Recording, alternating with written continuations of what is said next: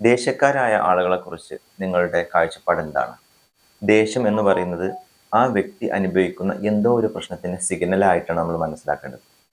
ഇത് കുട്ടികളാണെങ്കിലും ഭാര്യയാണെങ്കിലും ഭർത്താവാണെങ്കിലും നമ്മുടെ കൂട്ടുകാരാണെങ്കിലും ഏകദേശം 80% ദേഷ്യവും ഈ കാര്യങ്ങൾ പരിഹരിക്കുന്നതിലൂടെ നമുക്ക് മാറ്റിയെടുക്കാൻ കഴിയും. ഹെൽത്ത്, ടെക്നോളജി, സൈക്കോളജി റിലേറ്റഡ് ആയിട്ടുള്ള കണ്ടന്റുകൾക്ക് ഇപ്പോൾ തന്നെ ഫോളോ ചെയ്യുക.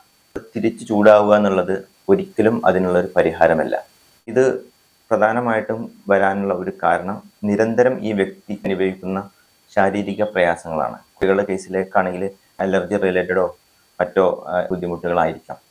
വലിയവർക്കും അതുപോലെ തന്നെ നിരന്തരം പെയിനുകളൊക്കെ അനുഭവിക്കുന്ന മറ്റ് ഡിസീസ് കണ്ടീഷനുകളായിരിക്കാം. പിന്നെ വരുന്നത് ഈ വ്യക്തി അനുഭവിക്കുന്ന മാനസിക സമ്മർദ്ദങ്ങളാണ്.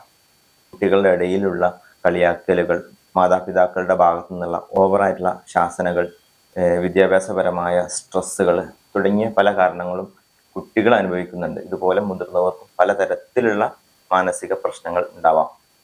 പിന്നെ ഒന്നുള്ളത് ഉറക്കക്കുറവ് ഒരു പ്രധാന കാരണമായിട്ട് ദേഷ്യം ഉണ്ടാവുന്നതിന് കാരണമായിട്ട് പറയുന്നുണ്ട്. പിന്നെ ബ്രെയിനിൻ്റെ ഓവർ ആക്ടിവേഷൻ ആണ് പലപ്പോഴും സ്ക്രീൻ ടൈം ഇതിനൊരു കാരണമായിട്ട് പറയുന്നുണ്ട്. ഒരു 20% ആളുകളിൽ അവരുടെ നേച്ചർ അനുസരിച്ച് ദേഷ്യക്കാരായി മാറാം. ഇത് അവരെ എഡ്യൂക്കേറ്റ് ചെയ്യുന്നതിലൂടെയും കൗൺസിലിങ്ങിലൂടെയും മാറ്റിയെടുക്കാൻ സാധിക്കും.